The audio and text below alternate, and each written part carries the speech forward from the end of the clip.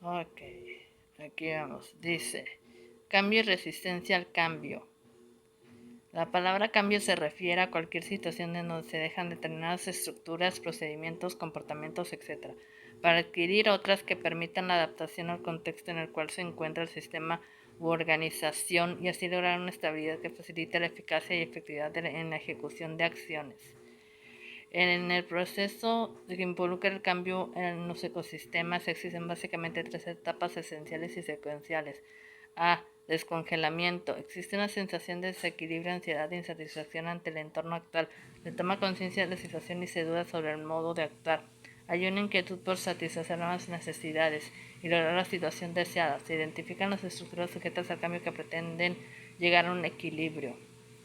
B. Movimiento. Permanece la sensación de desequilibrio, acompañada por inestabilidad, inseguridad e incertidumbre.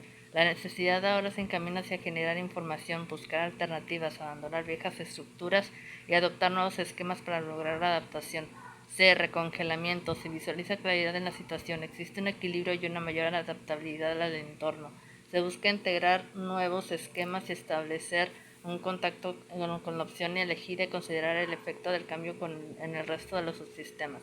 Cuando el sistema se encuentra en equilibrio y percibe la amenaza de la inestabilidad e incertidumbre que traen consigo las modificaciones, se da la resistencia al cambio, la cual es una reacción esperada por parte del sistema y se puede definir como aquellas fuerzas restrictivas que obstaculizan un cambio.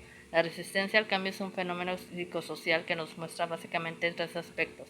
Habla de la importancia que el sistema concede al cambio, informa sobre el grado de apertura del que la organización tiene, facilita la detección de los temores que el sistema experimenta y los efectos que presiente. Las organizaciones están integradas por varios individuos, por los que el efecto multiplicador de la resistencia individual hace que la habilidad de una organización para cambiar sea más lenta y más difícil de lograr que la de un individuo. Sin embargo, lo más importante es que la organización tenga dicha habilidad para cambiar, ya que si no lo hace no sobrevivirá.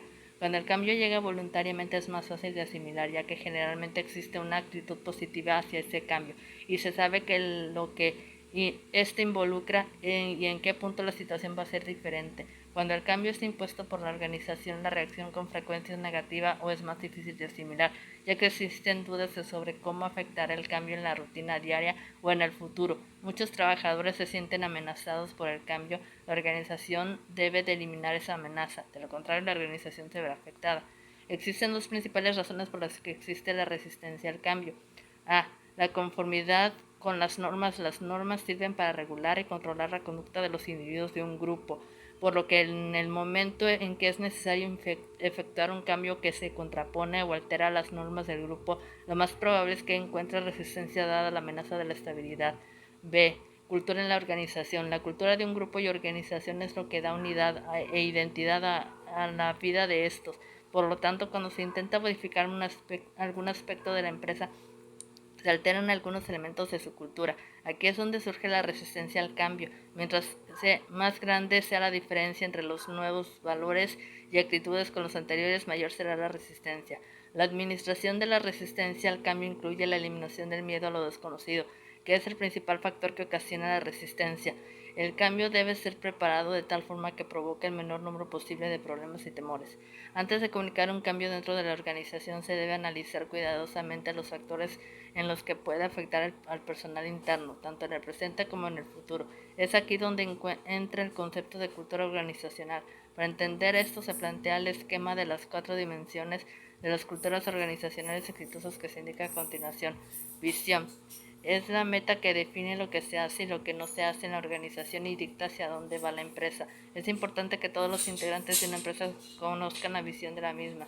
Consistencia. Se refiere al conjunto de normas, reglas, procedimientos y rituales que definen la forma particular o el estilo en que la organización responde a situaciones internas. Sin embargo, hay que tener en cuenta que la consistencia exagerada de normas y reglas se puede convertir en burocracia, es decir, cuando ya no agrega valor a la organización. Participación es una medida de la facilidad con la que la información y las ideas fluyen a través de la organización. Aunque a veces una empresa no puede implementar todas las ideas de sus miembros, debe de existir el ambiente y la libertad que incite la participación creativa y eficiente. Adaptabilidad. es la agilidad con que la organización responde a sus clientes externos y su disposición al cambio. Es una medida de la flexibilidad de la empresa. Cuando una organización tiene una alta participación y una alta adaptabilidad, se dice que tiene una cultura flexible con disposición al cambio. Otra teoría para disminuir la resistencia al cambio consiste en el análisis de la situación y de las razones que provoca tales fuerzas restrictivas. Algunas actitudes a considerar para enfrentar la resistencia son: escuchar las expresiones de resistencia y manifestar empatía, generar información sobre hechos, necesidades, objetivos y efectos del cambio, ajustar el modo de implantación del cambio a las características de la organización, reducir incertidumbre e inseguridad, buscar apoyos que fomenten la credibilidad, no convertir la resistencia es solo un síntoma. Hay que buscar la raíz, no imponer el cambio, hacer un cambio participativo, establecer el diálogo intercambiar y confrontar percepciones y opiniones, plantear problemas, no soluciones unilaterales, realizar cambios continuamente aun cuando sean pequeños, crear un compromiso común, plantear el costo-beneficio del cambio. Pero el cambio no siempre es malo o representa resistencia. Existe también el cambio planeado, el cual está constituido por esfuerzos deliberados encaminados a eliminar una situación insatisfactoria a través de la planificación de una serie de fases, acciones y estrategias que resultan de un análisis extenso del sistema total. En otras palabras, se lleva a cabo un análisis profundo de la situación que permita identificar los aspectos insatisfactorios y determinar al mismo tiempo el punto ideal a que se quiere llegar.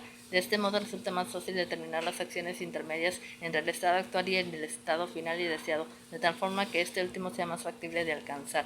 El cambio planeado se realiza básicamente para lograr que los efectos del cambio perduren, obtener un cambio participativo, aplicar un cambio acorde con las necesidades de la organización, aplicar las herramientas adecuadas, poder predecir los efectos del cambio, manejar adecuadamente la resistencia al cambio, alcanzar la situación deseada a través de acciones prácticas y seguras. Para establecer la relación del proceso del cambio con el procedimiento del cambio planeado se plantea el siguiente esquema: descongelamiento, diagnóstico, planificación, movimiento, acción, recongelamiento, evaluación. Las fases del cambio llegan de improviso y se van acoplando según el paso del cambio, mientras que en el cambio planeado las etapas tienen mayor sentido y estructura, de tal forma que se inicia con un diagnóstico y se termina evaluando el proceso. Como conclusión, se puede decir que para lograr un cambio exitoso, los 4 factores de la cultura organizacional deben de estar muy fuertes. Las estrategias para el cambio que se propongan deberán de orientarse a lograr el mejor balance entre estas 4 dimensiones. Además, se recomienda tomar en cuenta que la resistencia al cambio no se da por capricho necesariamente, sino como un proceso natural de reacción ante lo que se percibe como una amenaza de probable pérdida o desajuste, de tal forma que se debe de lograr un exitoso proceso del cambio orientado hacia la efectividad y salud organizacional deseada.